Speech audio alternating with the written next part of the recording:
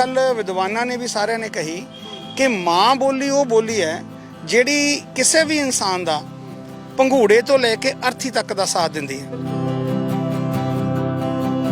लिख अंग्रेजी पढ़ अंग्रेजी ये भी एक अमीरी, पर ना भुली जिउण जोगिया ऊड़ा आड़ा ईड़ी।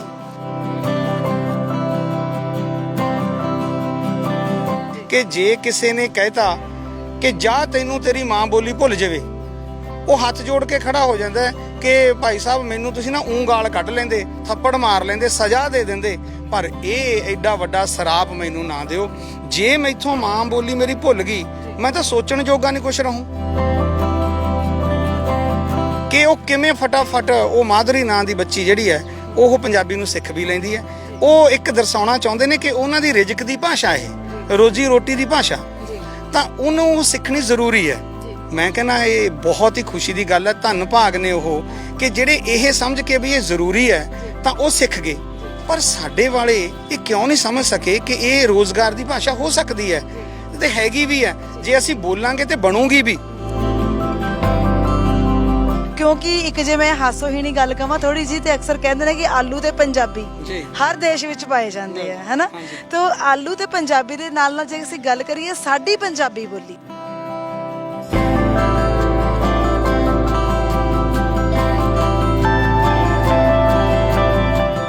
कि माँ बोली रब दा प्रसाद, माँ बोली रब दा प्रसाद, वंडिए पल पल रहे आबाद। माँ बोली होवे उच्च सिक्ख्या दा साधन, वधे फुले भाषाई उत्पादन।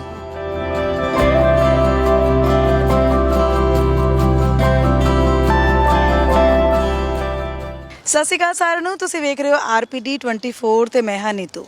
ਲੈ ਕੇ ਹਾਜ਼ਰ ਹਾਂ ਤੁਹਾਡਾ ਆਪਣਾ ਪਸੰਦੀਦਾ ਪ੍ਰੋਗਰਾਮ ਉਮਰਾਂ ਦੀ ਸਾਂਝ।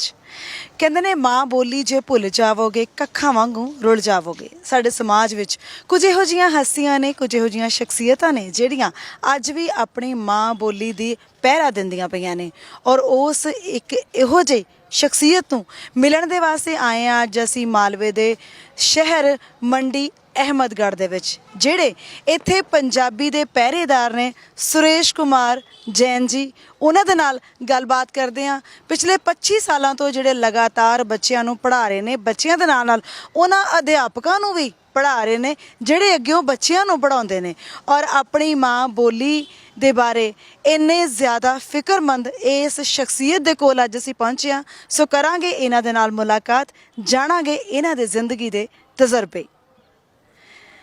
ਸਤਿ ਸ਼੍ਰੀ ਅਕਾਲ ਸਰ। ਸਤਿ ਸ਼੍ਰੀ ਅਕਾਲ ਜੀ, ਬਹੁਤ ਬਹੁਤ ਸਤਿ ਸ਼੍ਰੀ ਅਕਾਲ ਸਾਰਿਆਂ ਨੂੰ, ਸ਼ੁਕਰੀਆ। ਪਹਿਲਾਂ ਤਾਂ ਮੈਂ ਇਹੀ ਜਾਣਾਂਗੀ ਕਿ ਜੈਨ ਸਾਹਿਬ ਤੁਹਾਡਾ ਜਿਹੜਾ ਜਨਮ ਆ ਉਹ ਕਿਹੜੇ ਸ਼ਹਿਰ ਦਾ, ਕਿਹੜੇ ਪਿੰਡ ਦਾ ਤੇ ਕਿੱਥੋਂ ਦਾ ਹੈ? ਜੀ ਬਿਲਕੁਲ, ਮੇਰਾ ਜਨਮ ਜਿਹੜਾ ਹੈ, ਜਨਮ ਸਥਾਨ ਲੁਧਿਆਣਾ ਹੈ ਜੀ, ਪਰ ਮੇਰਾ ਜਿਹੜਾ ਪਾਲਣ ਪੋਸ਼ਣ ਆ ਉਹ ਪਿੰਡ ਝੋੜ ਆ ਜੀ। ਇੱਥੋਂ ਮਤਲਬ ਲੁਧਿਆਣਾ ਜ਼ਿਲ੍ਹੇ ਦੇ ਵਿੱਚ ਹੈ, 25 ਕਿਲੋਮੀਟਰ ਦੂਰ ਜੀ, ਉੱਥੇ ਹੋਇਆ। ਉਹ ਪਿੰਡ ਜਿਹੜਾ ਹੈ ਉਹ ਵੀ ਇਤਿਹਾਸਕ ਹੈ। ਬਾਬਾ ਈਸ਼ਰ ਸਿੰਘ ਕਲੇਰਾਂ ਵਾਲੇ ਉਹਨਾਂ ਦਾ ਜਨਮ ਸਥਾਨ ਆ ਉਹ, ਤੇ ਉਸ ਪਿੰਡ ਦੇ ਵਿੱਚ ਮੇਰਾ ਪਾਲਣ ਪੋਸ਼ਣ ਹੋਇਆ। ਜਨਮ ਤੋਂ ਬਾਅਦ ਉੱਥੇ ਮਤਲਬ ਚਲੇ ਗਏ। ਉੱਥੋਂ ਦੇ ਹੀ ਸਕੂਲ ਦੇ ਵਿੱਚ ਮੈਂ ਪਹਿਲੀ ਤੋਂ ਲੈ ਕੇ 10ਵੀਂ ਤੱਕ ਪੜ੍ਹਿਆ। ਇੱਕ ਪੇਂਡੂ ਚੌਗਿਰਦੇ ਦੇ ਵਿੱਚ, ਇੱਕ ਪੂਰੇ ਹੀ ਬਿਲਕੁਲ ਠੇਠ ਪੰਜਾਬੀ ਮਾਹੌਲ ਦੇ ਵਿੱਚ ਮੇਰਾ ਪਾਲਣ ਪੋਸ਼ਣ ਹੋਇਆ। ਤੇ ਮੈਨੂੰ ਮਾਣ ਹੈ ਕਿ ਮੈਂ ਪਿੰਡ ਦੇ ਵਿੱਚ ਜੰਮਿਆ ਤਾਂ ਨਹੀਂ, ਪਰ ਮੈਂ ਉੱਥੇ ਪਲਿਆ ਜ਼ਰੂਰ ਆ। ਇਹ ਸਦਾ ਮੈਨੂੰ ਮਾਣ ਹੈ ਤੇ ਮਾਣ ਰਹੇਗਾ ਜੀ। ਜੈਨ ਸਾਹਿਬ, ਤੁਸੀਂ ਕਿਉਂਕਿ ਇੱਕ ਪੰਜਾਬੀ ਮਾਂ ਬੋਲੀ ਦਾ ਆਦਰ ਸਤਿਕਾਰ ਕਰਦੇ ਹੋ, ਬਹੁਤ ਸਾਰੇ ਇਹੋ ਜਿਹੇ ਅਧਿਆਪਕਾਂ ਨੂੰ ਵੀ ਪੜ੍ਹਾਇਆ ਜਿਹੜੇ ਅੱਗੇ ਬੱਚਿਆਂ ਨੂੰ ਪੜ੍ਹਾਉਂਦੇ ਨੇ। ਕਿੰਨਾ ਤਜਰਬਾ ਹੈ ਤੁਹਾਨੂੰ ਪੜ੍ਹਾਈ ਦੀ, ਜੇਕਰ ਮੈਂ ਗੱਲ ਕਰਾਂ, ਤੇ ਕਿੰਨੇ ਸਾਲ ਤੁਸੀਂ ਲਗਾਤਾਰ ਹੋ ਚੁੱਕੇ ਨੇ ਤੁਹਾਨੂੰ ਪੜ੍ਹਾਉਂਦਿਆਂ? ਜੀ, ਮੈਂ ਸਰਕਾਰੀ ਸੇਵਾ ਦੇ ਵਿੱਚ 1997 ਚ ਆਇਆ ਜੀ, ਲੇਕਿਨ ਉਸ ਤੋਂ ਪਹਿਲਾਂ ਜਿਹੜਾ ਏਡਡ ਸਕੂਲ ਹੁੰਦੇ ਨੇ, ਤਾਂ ਅਹਿਮਦਗੜ੍ਹ ਦੇ ਇੱਕ ਸਕੂਲ ਦੇ ਵਿੱਚ ਮੈਂ 1993 ਚ ਏਡਡ ਪੋਸਟ ਦੇ ਉੱਤੇ ਆਇਆ। ਤਾਂ ਇਹ ਲਾ ਲਓ ਕਿ ਸਰਕਾਰੀ ਸੇਵਾ 'ਚ 25 ਸਾਲ ਹੋਣ ਜਾ ਰਹੇ ਨੇ ਜਨਵਰੀ ਦੇ ਵਿੱਚ, ਤੇ 3-4 ਸਾਲ ਉਧਰ ਲੱਗੇ ਏਡਡ ਪੋਸਟ ਤੇ। ਤਾਂ ਕੁੱਲ ਮਿਲਾ ਕੇ 28-29 ਸਾਲ ਹੋ ਗਏ ਨੇ ਮਾਂ ਬੋਲੀ ਦੇ ਅਧਿਆਪਨ ਦੀ ਸੇਵਾ ਕਰਦੇ ਹਾਂ।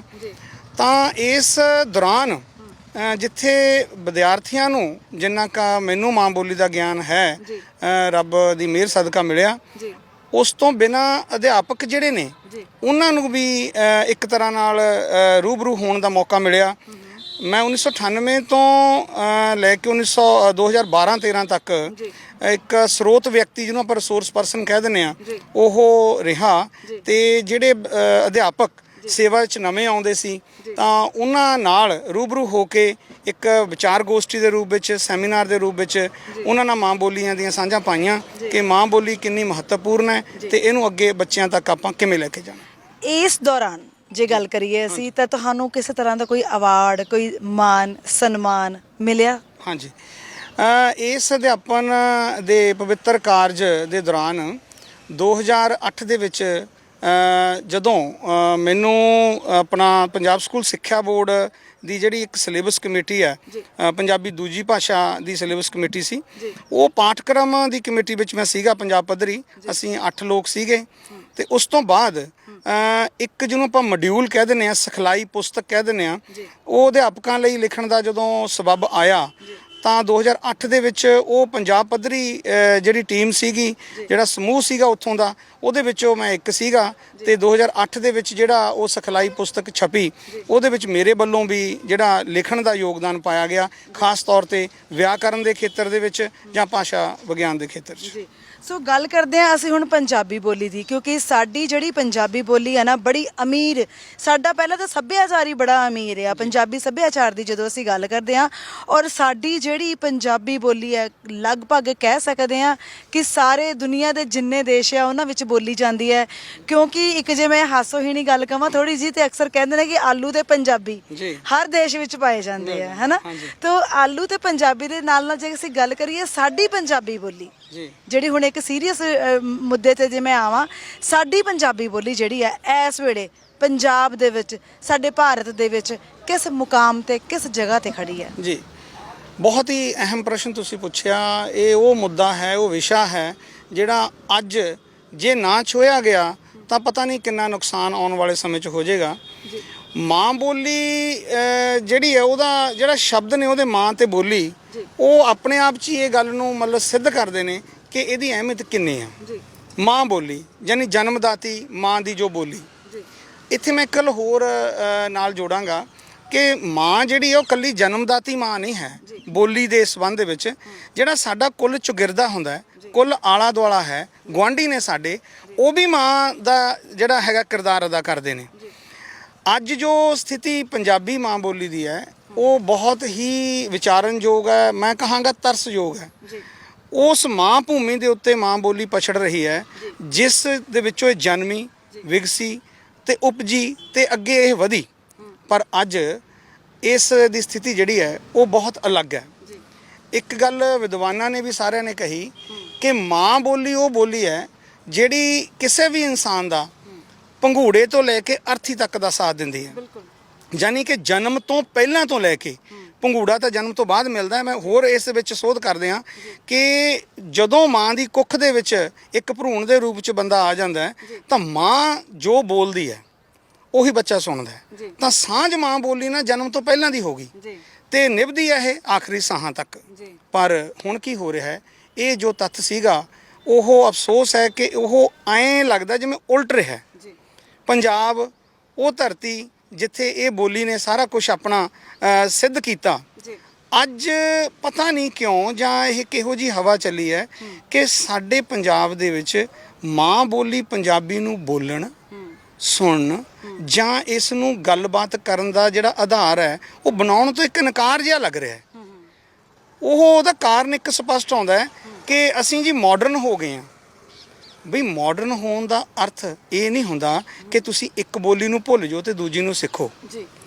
ਜਿੰਨੀਆਂ ਮਰਜ਼ੀ ਬੋਲੀਆਂ ਸਿੱਖੋ ਜੀ ਸਦਕੇ, ਪਰ ਕਿਸੇ ਬੋਲੀ ਨੂੰ ਸਿੱਖਣ ਦੇ ਵਾਸਤੇ ਦੂਜੀ ਨੂੰ ਭੁੱਲਣਾ ਕੋਈ ਜ਼ਰੂਰੀ ਨਹੀਂ। ਮੇਰੇ ਮਿੱਤਰ ਨੇ ਬਹੁਤ ਹੀ ਇੱਕ ਮਕਬੂਲ ਸ਼ਾਇਰ ਨੇ ਤਰਲੋਚਨ ਲੋਚੀ, ਉਹਨਾਂ ਦੀਆਂ ਲਾਈਨਾਂ ਮੈਨੂੰ ਚੇਤੇ ਆਉਂਦੀਆਂ ਨੇ ਕਿ ਲਿਖ ਅੰਗਰੇਜ਼ੀ, ਪੜ੍ਹ ਅੰਗਰੇਜ਼ੀ, ਇਹ ਵੀ ਇੱਕ ਅਮੀਰੀ, ਪਰ ਨਾ ਭੁੱਲੀ ਜਿਉਣ ਜੋਗਿਆ ਊੜਾ ਆੜਾ ਈੜੀ। ਹੁਣ ਇਹ ਕੀ ਦੱਸਦੀਆਂ ਨੇ ਕਿ ਤੁਸੀਂ ਜਿੰਨੀਆਂ ਮਰਜ਼ੀ ਬੋਲੀਆਂ ਸਿੱਖੋ ਪਰ ਮਾਂ ਬੋਲੀ ਕਦੇ ਨਾ ਭੁੱਲੋ। ਕਿੰਨੀਆਂ ਉਦਾਹਰਨਾਂ ਪਈਆਂ ਨੇ ਕਿ ਮੇਰਾ ਦਾਗਿਸਤਾਨ ਇਹ ਸਿੱਧ ਕਰ ਰਿਹਾ ਹੈ ਕਿ ਬਈ ਉੱਥੋਂ ਦੇ ਲੋਕ ਆਪਣੀ ਮਾਂ ਬੋਲੀ ਨੂੰ ਕਿੰਨਾ ਪਿਆਰ ਕਰਦੇ ਨੇ। ਅਵਾਰ ਇਲਾਕੇ ਦੇ ਲੋਕ ਉਹ ਇੱਥੋਂ ਤੱਕ ਮਾਂ ਬੋਲੀ ਨੂੰ ਇੰਨਾ ਸਨਮਾਨ ਦਿੰਦੇ ਨੇ ਕਿ ਜੇ ਕਿਸੇ ਨੇ ਕਹਿਤਾ ਕਿ ਜਾ ਤੈਨੂੰ ਤੇਰੀ ਮਾਂ ਬੋਲੀ ਭੁੱਲ ਜਾਵੇ, ਉਹ ਹੱਥ ਜੋੜ ਕੇ ਖੜਾ ਹੋ ਜਾਂਦਾ ਕਿ ਭਾਈ ਸਾਹਿਬ ਮੈਨੂੰ ਤੁਸੀਂ ਨਾ ਗਾਲ ਕੱਢ ਲੈਂਦੇ, ਥੱਪੜ ਮਾਰ ਲੈਂਦੇ, ਸਜ਼ਾ ਦੇ ਦਿੰਦੇ, ਪਰ ਇਹ ਐਡਾ ਵੱਡਾ ਸਰਾਪ ਮੈਨੂੰ ਨਾ ਦਿਓ। ਜੇ ਮੈਥੋਂ ਮਾਂ ਬੋਲੀ ਮੇਰੀ ਭੁੱਲ ਗਈ, ਮੈਂ ਤਾਂ ਸੋਚਣ ਜੋਗਾ ਨਹੀਂ ਕੁਛ ਰਹੂੰ, ਮੈਂ ਬੋਲਣ ਜੋਗਾ ਨਹੀਂ ਕੁਛ ਰਹੂੰ। ਪਰ ਕਮਾਲ ਹੈ ਕਿ ਅੱਜ ਉਹ ਪੰਜਾਬੀ ਸਮਾਜ ਜਿਹਦੀ ਇੰਨੀ ਅਮੀਰ ਭਾਸ਼ਾ, ਜਿਹਨੂੰ ਦੁਨੀਆ ਦੇ ਵਿੱਚ ਲਗਭਗ 15 ਕਰੋੜ ਲੋਕ ਬੋਲਦੇ ਨੇ, ਔਰ ਇਹ ਪੰਜਾਬੀ ਜਿਹੜੀ ਹੈ ਦੁਨੀਆ ਦੇ ਵਿੱਚ 10ਵੇਂ ਨੰਬਰ ਤੇ ਹੈ, ਹਜ਼ਾਰਾਂ ਭਾਸ਼ਾਵਾਂ ਦੇ ਵਿੱਚੋਂ 10ਵੇਂ ਨੰਬਰ ਤੇ ਹੋਣ ਦੇ ਬਾਵਜੂਦ ਆਪਣਾ ਵਜੂਦ, ਆਪਣੀ ਹੋਂਦ ਪੰਜਾਬ ਦੀ ਇਸ ਪਵਿੱਤਰ ਧਰਤੀ ਤੇ ਇਹ ਗਵਾਉਂਦੀ ਜਾਪਦੀ ਹੈ। ਬਿਲਕੁਲ ਤੁਸੀਂ ਸਹੀ ਕਿਹਾ। ਔਰ ਅਕਸਰ ਇਹ ਵੀ ਲੋਕ ਕਹਿੰਦੇ ਨੇ ਕਿ ਜਿਹੜਾ ਬੰਦਾ ਆਪਣੀ ਭਾਸ਼ਾ ਨੂੰ ਹਮੇਸ਼ਾ ਯਾਦ ਰੱਖਦਾ ਹੈ, ਉਹਦੇ ਨਾਲ ਨਾਲ ਬਾਕੀਆਂ ਭਾਸ਼ਾਵਾਂ ਨੂੰ ਜਲਦੀ ਸਿੱਖ ਲੈਂਦਾ ਹੈ, ਕਿਉਂਕਿ ਆਪਣੀ ਭਾਸ਼ਾ ਨੂੰ ਸਿੱਖ ਕੇ ਦੂਜੀਆਂ ਭਾਸ਼ਾਵਾਂ ਨੂੰ ਸਮਝਣਾ ਤੇ ਸਿੱਖਣਾ ਬਹੁਤ ਆਸਾਨ ਹੁੰਦਾ। ਹੁਣ ਮੈਂ ਗੱਲ ਕਰਦੀ ਹਾਂ ਭਾਸ਼ਾ ਵਿਭਾਗ ਦੀ। ਅਸੀਂ ਵੇਖਿਆ ਕਿ ਭਾਸ਼ਾ ਵਿਭਾਗ ਕਹਿੰਦੇ ਨੇ ਅਲੱਗ-ਅਲੱਗ ਥਾਵਾਂ ਦੇ ਉੱਤੇ, ਅਲੱਗ-ਅਲੱਗ ਸ਼ਹਿਰਾਂ ਪਿੰਡਾਂ ਦੇ ਵਿੱਚ ਛੋਟੀਆਂ ਇਹੋ ਜਿਹੇ ਕਹਿ ਲਓ ਕਿ ਇੱਕ ਜਗ੍ਹਾ ਬਣਾਈ ਹੋਈ ਹੈ ਜਿੱਥੇ ਸਾਰੇ ਇਕੱਠੇ ਹੁੰਦੇ ਨੇ, ਆਪਣੀ ਮਾਂ ਬੋਲੀ ਦੇ ਬਾਰੇ ਥੋੜੇ ਚਿੰਤਿਤ ਹੁੰਦੇ ਨੇ। ਪਰ ਤੁਹਾਨੂੰ ਲੱਗਦਾ ਹੈ ਕਿ ਭਾਸ਼ਾ ਵਿਭਾਗ ਸਿਰਫ ਇੱਕ ਨਾਮ ਦੀ ਸੰਸਥਾ ਰਹਿ ਚੁੱਕੀ ਹੈ? ਕਾਰਜ ਇਹਦੇ ਨੇ ਬਿਲਕੁਲ ਜ਼ੀਰੋ ਹੋ ਚੁੱਕੇ ਨੇ ਜਾਂ ਖਤਮ ਹੋ ਚੁੱਕੇ ਨੇ? ਦੇਖੋ, ਭਾਸ਼ਾ ਵਿਭਾਗ ਦਾ ਗਠਨ ਮਾਂ ਬੋਲੀ ਦੀ ਹਰ ਤਰ੍ਹਾਂ ਨਾਲ ਬਿਹਤਰੀ ਵਾਸਤੇ ਹੋਇਆ। ਹੁਣ ਉਹਨਾਂ ਦੀ ਜੋ ਕਾਰਗੁਜ਼ਾਰੀ ਹੈ, ਉੱਥੇ ਕੀ ਮਜਬੂਰੀਆਂ ਨੇ ਜਾਂ ਉਹਨਾਂ ਦੀਆਂ ਕੀ ਸਮੱਸਿਆਵਾਂ ਨੇ, ਇਹ ਕੁਝ ਸਮਝ ਤੋਂ ਬਾਹਰ ਹੈ। ਲੇਕਿਨ ਜੋ ਕੁਝ ਉਹਨਾਂ ਵੱਲੋਂ ਹੋ ਰਿਹਾ ਹੈ, ਉਹਦੇ ਵਿੱਚ ਹੋਰ ਬਹੁਤ ਕੁਝ ਹੋਣਾ ਬਾਕੀ ਹੈ। ਇੱਕ ਜ਼ਰੂਰ ਮੈਂ ਬੇਨਤੀ ਕਰੂੰਗਾ ਕਿ ਭਾਸ਼ਾ ਵਿਭਾਗ ਦੇ ਜੋ ਵੀ ਅਧਿਕਾਰੀ ਸਾਹਿਬਾਨ ਨੇ, ਉਹ ਇੱਕ ਕੰਮ ਜ਼ਰੂਰ ਕਰਨ ਕਿ ਉਹ ਪਿੰਡਾਂ ਤੱਕ ਪਹੁੰਚਣ, ਉਹ ਪ੍ਰਾਇਮਰੀ ਸਕੂਲ ਤੱਕ ਪਹੁੰਚਣ, ਜਿੱਥੋਂ ਮੁੱਢਲੀ ਸਿੱਖਿਆ ਸ਼ੁਰੂ ਹੁੰਦੀ ਹੈ। ਜੇ ਉਹਨਾਂ ਵੱਲੋਂ ਇਹ ਕਦਮ ਚੁੱਕਿਆ ਜਾਂਦਾ ਹੈ ਤਾਂ ਉਹਨਾਂ ਕੋਲੇ ਜੋ ਭੰਡਾਰ ਹੈ ਮਾਂ ਬੋਲੀ ਨਾਲ ਸੰਬੰਧਿਤ, ਉਹ ਅੱਗੇ ਵੰਡਣ ਦਾ ਮੌਕਾ ਮਿਲੇਗਾ। ਉਹ ਬੱਚਿਆਂ ਨੂੰ, ਅਧਿਆਪਕਾਂ ਨੂੰ, ਪਿੰਡ ਦੇ ਸਮਾਜ ਦੇ ਲੋਕਾਂ ਨੂੰ ਜਦੋਂ ਸਾਂਝ ਪਵੇਗੀ ਵਿਚਾਰਾਂ ਦੀ, ਤਾਂ ਮਾਂ ਬੋਲੀ ਦਾ ਜੋ ਆਧਾਰ ਹੈ ਉਹ ਪਿੰਡ ਨੇ, ਸਕੂਲ ਨੇ। ਉੱਥੋਂ ਜਦੋਂ ਸ਼ੁਰੂ ਹੋਏਗਾ, ਭਾਸ਼ਾ ਵਿਭਾਗ ਸਿੱਧਾ ਪਿੰਡਾਂ ਨਾਲ ਜੁੜ ਜਾਏਗਾ, ਆਮ ਲੋਕਾਂ ਨਾਲ ਜੁੜ ਜਾਏਗਾ, ਤਾਂ ਉਦੋਂ ਮਾਂ ਬੋਲੀ ਦੀ ਜਿਹੜੀ ਸਥਿਤੀ ਹੈ ਉਹ ਹੁਣ ਨਾਲੋਂ ਬਿਹਤਰ ਹੋਣੀ ਯਕੀਨੀ ਹੈ। ਤਾਂ ਇਹ ਬੇਨਤੀ ਮੇਰੀ ਫਿਰ ਇਹੀ ਹੈ ਕਿ ਉਸ ਇੱਕ ਵੱਡੇ ਅਦਾਰੇ ਨੂੰ ਇੱਕ ਵੱਡਾ ਦਿਲ ਕਰਕੇ ਇਸ ਤਰ੍ਹਾਂ ਨਾਲ ਅੱਗੇ ਆਉਣਾ ਚਾਹੀਦਾ, ਤਾਂ ਕਿ ਅਸੀਂ ਸਾਰੇ ਰਲ ਮਿਲ ਕੇ ਮਾਂ ਬੋਲੀ ਨੂੰ ਬਹੁਤ ਸਿਖਰਾਂ ਤੇ ਲੈ ਜਾਈਏ। ਜੈਨ ਸਾਹਿਬ, ਇੱਕ ਚੀਜ਼ ਮੈਂ ਤੇ ਹੋਰ ਜਿਹੜੀ ਨੋਟਿਸ ਕਰਦੇ, ਸਾਡਾ ਸਾਰਾ ਸਮਾਜ ਹੀ ਨੋਟਿਸ ਕਰਦਾ ਹੈ ਕਿ ਸਾਡੇ ਪੰਜਾਬ ਦੇ ਵਿੱਚ ਬਹੁਤ ਸਾਰੇ ਪ੍ਰਵਾਸੀ ਜਿਹੜੇ ਨੇ ਇੱਧਰੋਂ ਉੱਧਰੋਂ ਆ ਚੁੱਕੇ ਨੇ। ਸਾਡੇ ਸਰਕਾਰੀ ਸਕੂਲ ਜਿਨ੍ਹਾਂ ਨੂੰ ਪੰਜਾਬੀ ਮਾਂ ਬੋਲੀ ਦਾ ਗੜ੍ਹ ਮੰਨਿਆ ਜਾਂਦਾ ਸੀ, ਮੈਂ ਕਹਾਂਗੀ, ਕਿਉਂਕਿ ਇਸ ਸਮੇਂ ਦੇ ਵਿੱਚ ਉੱਥੇ ਅਧਿਆਪਕ ਹੀ ਨਹੀਂ ਪੂਰੇ ਹੁੰਦੇ। ਤੁਹਾਨੂੰ ਨਹੀਂ ਲੱਗਦਾ ਕਿ ਸਾਡੇ ਜਿਹੜੇ ਪੰਜਾਬੀ ਲੋਕ ਨੇ ਆਪਣੇ ਬੱਚਿਆਂ ਨੂੰ ਅੰਗਰੇਜ਼ੀ ਸਕੂਲਾਂ ਦੇ ਵਿੱਚ ਜਿੱਦਾਂ ਸੁੱਟ ਕੇ ਹੀ ਕਹਾਂਗੀ ਮੈਂ ਤਾਂ ਇੱਥੇ, ਤੇ ਸਾਡੇ ਜਿਹੜੇ ਪੰਜਾਬੀ ਸਕੂਲ ਹੈ ਉੱਥੇ ਉਹ ਪ੍ਰਵਾਸੀ ਮਜ਼ਦੂਰਾਂ ਦੇ ਬੱਚੇ ਜਿਹੜੇ ਨੇ ਉਹ ਸਾਡੀ ਪੰਜਾਬੀ ਨੂੰ ਜ਼ਿਆਦਾ ਸਿੱਖਦੇ ਪਏ ਨੇ, ਪਹਿਲ ਦਿੰਦੇ ਪਏ ਨੇ? ਤੁਸੀਂ ਬਹੁਤ ਹੀ ਇੱਕ ਕਮਾਲ ਦੀ ਗੱਲ ਤੇ ਬਹੁਤ ਹੈਰਾਨੀਜਨਕ ਪਰ ਖੁਸ਼ੀ ਭਰੀ ਗੱਲ ਕਹੀ, ਕਿਉਂਕਿ ਮੈਂ ਖੁਦ ਸਰਕਾਰੀ ਸਕੂਲ 'ਚ ਪਿਛਲੇ ਸਮੇਂ ਤੋਂ ਦੱਸਿਆ ਕਿ 25 ਸਾਲ ਲਗਭਗ ਪੜ੍ਹਾ ਰਿਹਾ। ਜਿਹੜੇ ਸਾਡੇ ਪ੍ਰਵਾਸੀ ਸਾਥੀ ਨੇ ਉਹਨਾਂ ਦੇ ਬੱਚੇ ਜ਼ਿਆਦਾਤਰ ਸਰਕਾਰੀ ਸਕੂਲਾਂ 'ਚ ਨੇ, ਔਰ ਖੁਸ਼ੀ ਭਰੀ ਗੱਲ ਇਹ ਹੈ ਕਿ ਉਹ ਸਾਡੇ ਪਿੰਡ ਦੇ ਜਿਹੜੇ ਜੰਮੇ ਪਲੇ ਬੱਚੇ ਨੇ, ਪੰਜਾਬੀ ਬੱਚੇ ਜਿਹੜੇ ਨੇ, ਜਿਨ੍ਹਾਂ ਦੇ ਨਾਨਕੇ ਤੇ ਦਾਦਕੇ ਪਿੰਡ 'ਚ ਹੀ ਨੇ, ਪੰਜਾਬ 'ਚ ਹੀ ਨੇ, ਉਹਨਾਂ ਨਾਲੋਂ ਬਿਹਤਰ ਪੰਜਾਬੀ ਉਹ ਸਿੱਖਦੇ ਵੀ ਨੇ, ਬੋਲਦੇ ਵੀ ਨੇ, ਲਿਖਦੇ ਵੀ ਨੇ, ਸੁਣਦੇ ਵੀ ਨੇ ਤੇ ਸਮਝਦੇ ਵੀ ਨੇ। ਹੁਣ ਇਹ ਗੱਲ ਮਤਲਬ ਕਿੰਨੀ ਹੈਰਾਨੀਜਨਕ ਹੈ ਤੇ ਖੁਸ਼ੀ ਭਰੀ ਤਾਂ ਹੈ ਹੀ ਹੈ ਕਿ ਆਖਰਕਾਰ ਕੀ ਕਾਰਨ ਹੈ ਕਿ ਸਾਡੇ ਜਿਹੜੇ ਬੱਚੇ ਨੇ ਉਹ ਪੰਜਾਬੀ ਤੋਂ ਅਵੇਸਲੇ ਕਿਉਂ ਹੋ ਗਏ। ਉਹ ਮੈਂ ਇਹ ਗੱਲ ਸਮਝਦਾ ਕਿ ਉਹ ਜਿਹੜੇ ਇੱਕ ਨਾ 9ਵੀਂ ਦੀ ਪੰਜਾਬੀ ਦੀ ਕਵਿਤਾ ਦੇ ਵਿੱਚ, ਕਿਤਾਬ ਦੇ ਵਿੱਚ ਇੱਕ ਕਵਿਤਾ ਹੈ, ਆਇਆ ਆਨੰਦ ਕਿਸ਼ੋਰ। ਉਹ ਬਿਲਕੁਲ ਪ੍ਰਵਾਸੀ ਪਰਿਵਾਰ ਨਾਲ ਇੱਕ ਜੁੜੀ ਕਵਿਤਾ। ਉਹਦੇ ਵਿੱਚ ਜੋ ਬੱਚੇ ਦਾ ਹਾਲਤ ਬਿਆਨ ਕੀਤੀ ਹੈ ਸੁਰਜੀਤ ਪਾਤਰ ਜੀ ਨੇ ਕਿ ਉਹ ਕਿਵੇਂ ਫਟਾਫਟ ਉਹ ਮਾਧੁਰੀ ਨਾਂ ਦੀ ਬੱਚੀ ਜਿਹੜੀ ਹੈ ਉਹ ਪੰਜਾਬੀ ਨੂੰ ਸਿੱਖ ਵੀ ਲੈਂਦੀ ਹੈ। ਉਹ ਇੱਕ ਦਰਸਾਉਣਾ ਚਾਹੁੰਦੇ ਨੇ ਕਿ ਉਹਨਾਂ ਦੀ ਰਿਜ਼ਕ ਦੀ ਭਾਸ਼ਾ ਇਹ, ਰੋਜੀ ਰੋਟੀ ਦੀ ਭਾਸ਼ਾ, ਤਾਂ ਉਹਨੂੰ ਸਿੱਖਣੀ ਜ਼ਰੂਰੀ ਹੈ। ਮੈਂ ਕਹਿੰਦਾ ਇਹ ਬਹੁਤ ਹੀ ਖੁਸ਼ੀ ਦੀ ਗੱਲ ਹੈ। ਧੰਨ ਭਾਗ ਨੇ ਉਹ ਕਿ ਜਿਹੜੇ ਇਹ ਸਮਝ ਕੇ ਵੀ ਇਹ ਜ਼ਰੂਰੀ ਹੈ ਤਾਂ ਉਹ ਸਿੱਖ ਗਏ। ਪਰ ਸਾਡੇ ਵਾਲੇ ਇਹ ਕਿਉਂ ਨਹੀਂ ਸਮਝ ਸਕੇ ਕਿ ਇਹ ਰੋਜ਼ਗਾਰ ਦੀ ਭਾਸ਼ਾ ਹੋ ਸਕਦੀ ਹੈ ਤੇ ਹੈਗੀ ਵੀ ਹੈ, ਜੇ ਅਸੀਂ ਬੋਲਾਂਗੇ ਤੇ ਬਣੂਗੀ ਵੀ। ਪਰ ਤੁਸੀਂ ਜਿਹੜੀ ਗੱਲ ਕੀਤੀ ਪ੍ਰਾਈਵੇਟ ਸਕੂਲਾਂ ਜਾਂ ਅੰਗਰੇਜ਼ੀ ਮਾਧਿਅਮ ਸਕੂਲਾਂ ਦੀ, ਦੇਖੋ ਸਕੂਲ ਕੋਈ ਵੀ ਹੋਵੇ, ਇੱਕ ਉੱਥੇ ਜ਼ਿੰਮੇਵਾਰੀ ਸਰਕਾਰ ਦੀ ਵੀ ਆਉਂਦੀ ਹੈ ਕਿ ਪੰਜਾਬ ਦੀ ਧਰਤੀ ਦੇ ਉੱਤੇ ਕਿਸੇ ਵੀ ਬੋਰਡ ਦਾ ਜਿਹੜਾ ਸਕੂਲ ਹੈ ਉਹਦੇ ਵਿੱਚ ਪੰਜਾਬੀ ਪੜ੍ਹਾਉਣੀ ਇੱਕ ਮੁੱਖ ਵਿਸ਼ੇ ਦੇ ਤਹਿਤ ਜ਼ਰੂਰੀ ਹੈ। ਇਹ ਭਾਸ਼ਾ ਐਕਟ ਵੀ ਕਹਿੰਦਾ 2008 ਦਾ।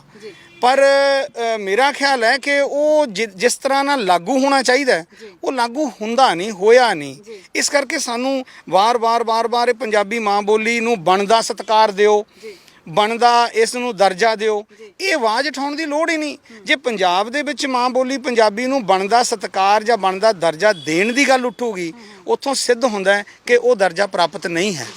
ਅੱਛਾ, ਜਦੋਂ ਮੈਂ ਆਪਣੀ ਗੱਲ ਕਰਾਂ, ਮੈਂ ਤਾਂ ਇੱਕ ਬਤੌਰ ਐਂਕਰ ਇੱਕ ਆਪਣੀ ਪੰਜਾਬੀ ਭਾਸ਼ਾ ਨੂੰ ਸਮਰਪਿਤ ਆਪਣੀਆਂ ਸੇਵਾਵਾਂ ਦੇ ਰਹੀ ਹਾਂ। ਮੇਰੇ ਤੋਂ ਪਰੇ ਮੇਰੇ ਤੋਂ ਉੱਪਰ ਵੱਡੀਆਂ ਬੜੀਆਂ ਹਸਤੀਆਂ ਬੈਠੀਆਂ ਨੇ, ਮੇਰੇ ਤੋਂ ਉੱਪਰ ਤੁਸੀਂ ਬੈਠੇ ਹੋ, ਤੁਹਾਡੇ ਤੋਂ ਉੱਪਰ ਵੀ ਕਈ ਲੋਕ ਬੈਠੇ ਨੇ। ਤੁਹਾਨੂੰ ਲੱਗਦਾ, ਕਈ ਵਾਰੀ ਕਹਿੰਦੇ ਨੇ ਕਿ ਤੰਦ ਨਹੀਂ ਉਲਝੀ, ਪੂਰੀ ਤਾਣੀ ਉਲਝੀ ਪਈ ਹੈ, ਤੇ ਤੁਹਾਨੂੰ ਲੱਗਦਾ ਕਿ ਇਹਦੇ ਵਿੱਚ ਵੀ ਤਾਣੀ ਉਲਝੀ ਪਈ ਜਿਹੜੀ ਸਾਡੇ ਪੰਜਾਬੀ ਮਾਂ ਬੋਲੀ ਨੂੰ ਪਿਆਰ ਸਤਿਕਾਰ ਬਣਦਾ ਪਿਆਰ ਜਿਹੜਾ ਵਾ ਉਹ ਨਹੀਂ ਦੇ ਰਹੀ? ਦੇਖੋ ਵਾਕਈ ਇਹ ਲੱਗਦਾ ਹੈ, ਆਪਾਂ ਜੇ ਪਹਿਲੀ ਨਜ਼ਰ ਤੋਂ ਦੇਖੀਏ ਕਿ ਲੱਗਦਾ ਕਿ ਤਾਣੀ ਉਲਝ ਗਈ ਆ। ਪਰ ਜੇ ਮੈਂ ਤੁਹਾਨੂੰ ਇੱਕ ਹੋਰ ਗੱਲ ਨਾਲ ਜੋੜਾਂ ਕਿ ਤਾਣੀ ਉਲਝੀ ਜ਼ਰੂਰ ਹੈ, ਲੇਕਿਨ ਹਲੇ ਵੀ ਸਮਾਂ, ਕਹਿੰਦੇ ਡੁੱਲੇ ਬੇਰਾਂ ਦਾ ਹਲੇ ਵੀ ਕੁਝ ਵਿਗੜਿਆ ਨਹੀਂ। ਜੇ ਹੁਣੀ ਅਸੀਂ ਚੇਤਨ ਹੋ ਗਏ, ਹੁਣੀ ਸੁਚੇਤ ਹੋ ਗਏ, ਤਾਂ ਉਲਝੀ ਹੋਈ ਤਾਣੀ ਨੂੰ ਛੇਤੀ ਸੁਲਝਾਇਆ ਜਾ ਸਕਦਾ। ਪਰ ਜੇ ਅਸੀਂ ਹੁਣ ਦੇਰ ਕੀਤੀ ਤਾਂ ਤਾਣੀ ਇਸ ਤਰ੍ਹਾਂ ਉਲਝੇਗੀ ਕਿ ਫਿਰ ਉਹ ਮੁੜ ਕੇ ਸੁਲਝਾਈ ਨਹੀਂ ਜਾਣੀ। ਦੇਖੋ ਗੱਲ ਚੱਲ ਰਹੀ ਹੈ ਮਾਂ ਬੋਲੀ ਦੀ, ਤੇ ਹੁਣ ਆਪਾਂ ਮਾਂ ਬੋਲੀ 'ਚ ਕਿੰਨੀ ਖਾਸੀਅਤ ਹੈ ਕਿ ਤੁਸੀਂ ਮੈਥੋਂ ਪੁੱਛ ਰਹੇ ਹੋ, ਮੈਂ ਦੱਸ ਰਿਹਾ, ਮੈਨੂੰ ਸ਼ਬਦ ਚੁਣਨ ਦੀ ਲੋੜ ਨਹੀਂ ਹੈ। ਮੈਂ ਬਿਲਕੁਲ ਔਖ ਮਹਿਸੂਸ ਨਹੀਂ ਕਰ ਰਿਹਾ ਕਿ ਮੈਂ ਉੱਤਰ ਕਿਹੜੇ ਸ਼ਬਦਾਂ 'ਚ ਦੇਣਾ, ਇਹੀ ਖਾਸੀਅਤ ਹੈ। ਤਾਂ ਮੇਰੀ ਇੱਕ ਕਵਿਤਾ ਮੈਂ ਲਿਖੀ ਸੀ ਮਾਂ ਬੋਲੀ ਬਾਰੇ ਕਿ ਰੱਬ ਦੀ ਇਬਾਦਤ ਹੈ ਮਾਂ ਬੋਲੀ, ਪੁਰਖਿਆਂ ਦੀ ਇਜਾਜ਼ਤ ਹੈ ਮਾਂ ਬੋਲੀ। ਤਾਂ ਇਹ ਜਿਹੜੀ ਮਾਂ ਬੋਲੀ ਹੈ ਨਾ, ਇਹ ਇੱਕ ਰੱਬ ਦੀ ਪੂਜਾ ਹੈ, ਤੇ ਇਹ ਰੱਬ ਹੀ ਇੱਕ ਤਰ੍ਹਾਂ ਨਾਲ, ਮੈਨੂੰ ਤਾਂ ਇਹ ਲੱਗਦਾ। ਤਾਂ ਹੋਰ ਮੈਨੂੰ ਆਪਣੀ ਕਵਿਤਾ ਦੀ ਇੱਕ ਗੱਲ ਚੇਤੇ ਆ ਗਈ ਕਿ ਮਾਂ ਬੋਲੀ ਰੱਬ ਦਾ ਪ੍ਰਸ਼ਾਦ, ਮਾਂ ਬੋਲੀ ਰੱਬ ਦਾ ਪ੍ਰਸ਼ਾਦ, ਵੰਡੀਏ ਪਲ ਪਲ ਰਹੇ ਆਬਾਦ। ਮਾਂ ਬੋਲੀ ਹੋਵੇ ਉੱਚ ਸਿੱਖਿਆ ਦਾ ਸਾਧਨ, ਵਧੇ ਫੁੱਲੇ ਭਾਸ਼ਾਈ ਉਤਪਾਦਨ। ਇੱਕ ਗੱਲ ਇੱਥੋਂ ਨਿਕਲਦੀ ਹੈ ਕਿ ਅੱਜ ਅਸੀਂ ਕਹਿੰਦੇ ਆ ਕਿ ਮਾਧਿਅਮ ਅੰਗਰੇਜ਼ੀ ਰਾਹੀਂ ਪੜ੍ਹਾਈ ਕਰਨੀ ਸੌਖੀ ਹੈ, ਉਹ ਸਾਡੀ ਮਜਬੂਰੀ ਬਣ ਗਈ ਕਿਉਂਕਿ ਸਰਕਾਰਾਂ ਨੇ ਲੰਬੇ ਸਮੇਂ ਤੋਂ ਸੋਚਿਆ ਹੀ ਨਹੀਂ ਕਿ ਮਾਧਿਅਮ ਕੋਈ ਵੀ ਭਾਸ਼ਾ ਬਣ ਸਕਦੀ ਹੈ। ਉਹ ਹਿੰਦੀ ਜਿੱਥੇ ਹੈਗੀ ਹੈ ਹਿੰਦੀ ਬਣ ਸਕਦੀ ਹੈ। ਇੱਕ ਮੈਂ ਤੁਹਾਨੂੰ ਜ਼ਰੂਰ ਇੱਕ ਰੌਚਕ ਜਿਹੀ ਉਦਾਹਰਨ ਦਊਂਗਾ। ਸਾਡਾ ਗੁਆਂਢੀ ਮੁਲਕ ਹੈ ਚੀਨ, ਉੱਥੋਂ ਦੀ ਜਿਹੜੀ ਭਾਸ਼ਾ ਹੈ ਚੀਨੀ, ਉਹ ਸਾਰੀ ਪੜ੍ਹਾਈ ਉੱਥੇ ਚੀਨੀ 'ਚ ਹੀ ਹੁੰਦੀ ਹੈ। ਉੱਥੇ ਡਾਕਟਰ ਵੀ ਨੇ, ਉੱਥੇ ਇੰਜੀਨੀਅਰ ਵੀ ਨੇ, ਉੱਥੇ ਸਾਰੇ ਹੀ ਜਿਹੜੇ ਵਿਸ਼ੇ ਨੇ ਉਹ ਚੀਨੀ ਭਾਸ਼ਾ 'ਚ ਪੜ੍ਹੇ ਜਾਂਦੇ ਨੇ। ਤਾਂ ਇਸ ਕਰਕੇ ਇਹ ਨਹੀਂ ਹੈ ਕਿ ਸਾਡੀ ਭਾਸ਼ਾ 'ਚ ਨਹੀਂ ਪੜ੍ਹੇ ਜਾ ਸਕਦੇ, ਸਿਰਫ ਇੱਕ ਸੰਜੀਦਗੀ ਨਾਲ ਕੋਸ਼ਿਸ਼ ਕਰਨ ਦੀ ਲੋੜ ਹੈ। ਜੇ ਪ੍ਰਸ਼ਾਸਨ, ਉਹਦਾ ਸ਼ਾਸਨ ਤੇ ਲੋਕ ਸਾਰੇ ਸੰਜੀਦਾ ਹੋ ਜਾਣਗੇ, ਔਰ ਇਹ ਜਲਦੀ ਹੋਣ ਦੀ ਲੋੜ ਹੈ, ਤੇ ਫਿਰ ਸਾਰਾ ਕੁਝ ਠੀਕ ਹੋ ਜਾਏਗਾ। ਮਾਂ ਬੋਲੀ ਮਹਾਰਾਣੀ ਹੈ, ਉਹ ਮਹਾਰਾਣੀ ਹੀ ਬਣ ਜਾਏਗੀ। ਫਿਰ ਸਾਨੂੰ ਇਹ ਬਾਰ-ਬਾਰ ਕਹਿਣ ਦੀ ਲੋੜ ਨਹੀਂ ਪਏਗੀ ਕਿ ਮਾਂ ਬੋਲੀ ਨੂੰ ਬਣਦਾ ਹੱਕ ਦਿਓ, ਮਾਂ ਬੋਲੀ ਨੂੰ ਬਣਦਾ ਦਰਜਾ ਦਿਓ। ਤਾਂ ਨਹੀਂ, ਇਹ ਨਹੀਂ, ਦਰਜਾ ਮਿਲੂਗਾ, ਆਪਣੇ ਆਪ ਮਿਲੂਗਾ। ਤਾਂ ਇਸ ਕਰਕੇ ਮੈਂ ਆਪਣੀ ਇੱਕ ਹੋਰ ਕਵਿਤਾ ਦੇ ਜਿਹੜੇ ਬੋਲਾਂ ਨਾਲ ਆਪਣੀ ਇਸ ਗੱਲ ਨੂੰ ਰੱਖਾਂਗਾ ਕਿ ਮਾਂ ਬੋਲੀ ਹੈ ਜੀਵਨ ਧਾਰਾ, ਤੱਕੀਏ ਇਸ ਦਾ ਸਦਾ ਸਹਾਰਾ। ਮਾਂ ਬੋਲੀ ਇੱਕ ਜੀਵਨ ਧਾਰਾ ਬਣਾ ਲਓ, ਜ਼ਿੰਦਗੀ ਦਾ ਧੁਰਾ ਬਣਾ ਲਓ, ਤਾਂ ਉਹਦਾ ਸਹਾਰਾ ਤੱਕੋਗੇ ਤਾਂ ਉਹ ਤੁਹਾਡੀ ਸਹਾਇਤਾ ਮਰਦੇ ਦਮ ਤੱਕ ਕਰੇਗੀ। ਅੱਛਾ, ਗੱਲ ਕਰਦੇ ਹਾਂ ਅਸੀਂ ਆਪਣੀਆਂ ਸਰਕਾਰਾਂ ਦੀ, ਕਿਉਂਕਿ ਜਿਹੜੀ ਸਰਕਾਰ ਜਦੋਂ ਵੀ ਬਦਲਦੀ ਨਾ ਆਪਣੀ ਪੰਜਾਬੀ ਬੋਲੀ ਨੂੰ ਕਹਿੰਦੀ ਜ਼ਰੂਰ ਹੈ ਕਿ ਉਹਨਾਂ ਨੂੰ ਬਣਦਾ ਮਾਨ ਸਨਮਾਨ ਦੇਵਾਂਗੇ, ਆਹ ਕਰਾਂਗੇ, ਸਕੂਲਾਂ ਦੇ ਵਿੱਚ ਜਿਹੜਾ ਲਾਜ਼ਮੀ ਕਰਾਂਗੇ ਪੰਜਾਬੀ, ਹਰੇਕ ਸਕੂਲ ਦੇ ਵਿੱਚ ਲਾਜ਼ਮੀ ਕਰਾਂਗੇ। ਆ ਥੋੜ੍ਹੇ ਦਿਨ ਪਹਿਲਾਂ ਚੰਨੀ ਜੀ ਨੇ ਵੀ ਜਿਹੜੀ ਗੱਲ ਕੀਤੀ ਹੈ, ਨਵੇਂ ਸਾਡੇ ਜਿਹੜੇ ਮੁੱਖ ਮੰਤਰੀ ਬਣੇ ਆ, ਕਿ ਹਰੇਕ ਸਕੂਲ ਦੇ ਵਿੱਚ ਪੰਜਾਬੀ ਜਿਹੜੀ ਆ ਉਹ ਲਾਜ਼ਮੀ ਕੀਤੀ ਜਾਵੇਗੀ। ਤੁਹਾਨੂੰ ਲੱਗਦਾ ਕਿ ਇਹ ਹੁਣ ਜਿਹੜੀ ਪੰਜਾਬੀ ਲਾਜ਼ਮੀ ਦਾ ਜ਼ਿਕਰ ਹੋਇਆ ਵਾ, ਇਹ ਹਰੇਕ ਸਕੂਲ ਦੇ ਵਿੱਚ ਲਾਜ਼ਮੀ ਕੀਤੀ ਜਾਵੇਗੀ ਜਾਂ ਫਿਰ ਇਹ ਕਾਗਜ਼ੀ ਜਾਂ ਫਿਰ ਗੱਲਾਂ ਦੇ ਵਿੱਚ ਰਹਿ ਜਾਏਗਾ? ਕਿਉਂਕਿ ਤੁਸੀਂ ਖੁਦ ਇੰਨਾ ਸਾਲਾਂ ਦਾ ਤਜਰਬਾ ਪੜ੍ਹਾਉਂਦੇ ਪਏ ਹੋ, ਤੁਸੀਂ ਬਤੌਰ ਅਧਿਆਪਕ ਤੁਹਾਡਾ ਕਿੱਤਾ ਆਪਣਾ ਹੈ। ਦੇਖੋ ਲਾਜ਼ਮੀ ਤਾਂ ਪੰਜਾਬੀ ਸੀਗੀ ਹੋਈ ਜੀ, ਉਹ ਹੋਇਆ ਕੀ ਹੈ ਕਿ ਕਿਸੇ ਇੱਕ ਬੋਰਡ ਨੇ ਉਸ ਨੂੰ ਮੁੱਖ ਵਿਸ਼ਿਆਂ ਚੋਂ ਕੱਢ ਦਿੱਤਾ। ਇਸ ਤਰ੍ਹਾਂ ਦੀ ਗੱਲ ਸਾਹਮਣੇ ਆਈ ਜਿਹਦੇ ਕਰਕੇ ਇਹ ਵਿਚਾਰ ਚਰਚਾ ਚੱਲੀ ਕਿ ਨਹੀਂ ਹੋਣਾ ਚਾਹੀਦਾ। ਤਾਂ ਉਹ ਵਾਕਈ ਨਹੀਂ ਹੋਣਾ ਚਾਹੀਦਾ ਕਿਉਂਕਿ ਪੰਜਾਬੀ ਇੱਕ ਮੁੱਖ ਵਿਸ਼ਾ ਹੈ, ਤਾਂ ਮੁੱਖ ਵਿਸ਼ੇ ਦੇ ਤੌਰ ਤੇ ਹੀ ਉਹ ਬਰਕਰਾਰ ਰਹਿਣਾ ਚਾਹੀਦਾ। ਉਹ ਵਿਸ਼ਿਆਂ ਦਾ ਵੀ ਵਿਸ਼ਾ ਹੈ, ਸਾਰਿਆਂ ਤੋਂ ਮੁੱਖ ਹੈ, ਜਿਵੇਂ ਤੁਸੀਂ ਗੱਲ ਕਹੀ ਕਿ ਦੂਜੀ ਭਾਸ਼ਾਵਾਂ ਨੂੰ ਦੂਜੇ ਵਿਸ਼ਿਆਂ ਨੂੰ ਸਮਝਣਾ ਹੋਰ ਸੌਖਾ ਹੋ ਜਾਂਦਾ ਹੈ ਜੇ ਸਾਨੂੰ ਮਾਂ ਬੋਲੀ ਦੀ ਪੂਰੀ ਸਮਝ ਹੋਵੇ।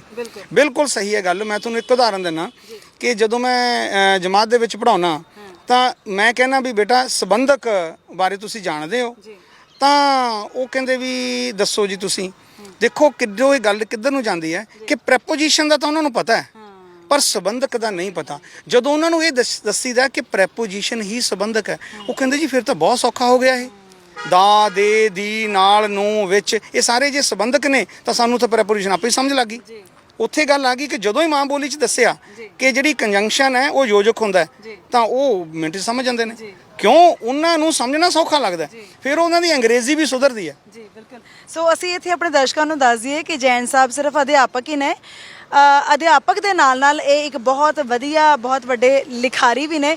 ਸੋ ਕੀ ਕੁਝ ਹੈ ਜੋ ਸਾਡੀ ਮਾਂ ਬੋਲੀ ਦੀ ਝੋਲੀ 'ਚ ਹੁਣ ਤੱਕ ਲੇਖਣੀ ਦੇ ਰੂਪ ਵਿੱਚ ਤੁਸੀਂ ਪਾ ਚੁੱਕੇ ਹੋ? ਮੈਂ ਮੂਲ ਰੂਪ ਦੇ ਵਿੱਚ ਖੁੱਲੀ ਕਵਿਤਾ ਮਾਂ ਬੋਲੀ ਨਾਲ ਸੰਬੰਧਿਤ, ਜਿਵੇਂ ਤੁਹਾਨੂੰ ਪਹਿਲਾਂ ਸੁਣਾਈਆਂ ਮੈਂ ਉਹਦੀਆਂ 17, ਤੇ ਮੈਂ ਛੋਟੀਆਂ ਕਹਾਣੀਆਂ ਲਿਖੀਆਂ ਨੇ, ਤੇ ਥੋੜੇ ਜਿਹੇ ਲੇਖ ਜਿਹੜੇ ਨੇ ਉਹ ਅਖਬਾਰ 'ਚ ਮਾਂ ਬੋਲੀ ਦੇ ਸੰਬੰਧ ਦੇ ਵਿੱਚ ਉਹ ਲੱਗੇ। ਖਾਸ ਤੌਰ ਦੇ ਉੱਤੇ ਜਦੋਂ ਜਿਹੜੀ ਹੈਗੀ ਹੈ ਬੰਗਾਲੀਆਂ ਨੇ ਆਪਣੀ ਮਾਂ ਬੋਲੀ ਦੀ ਰੱਖਿਆ ਕੀਤੀ, ਮਤਲਬ ਬੰਗਾਲੀਆਂ ਨੇ ਮਾਂ ਬੋਲੀ ਦੀ ਰੱਖਿਆ। ਜਦੋਂ ਬੰਗਲਾਦੇਸ਼ ਬਣਿਆ ਨਾ ਤਾਂ ਪਾਕਿਸਤਾਨ, ਪੂਰਬੀ ਪਾਕਿਸਤਾਨ ਨੂੰ ਕਿਹਾ ਜਾਂਦਾ ਸੀ, ਤਾਂ ਪਾਕਿਸਤਾਨ ਵੱਲੋਂ ਇੱਕ ਹੁਕਮ ਆਇਆ ਕਿ ਇੱਥੇ ਉਰਦੂ ਅਸੀਂ ਭਾਸ਼ਾ ਲਾਗੂ ਕਰਨੀ ਆ।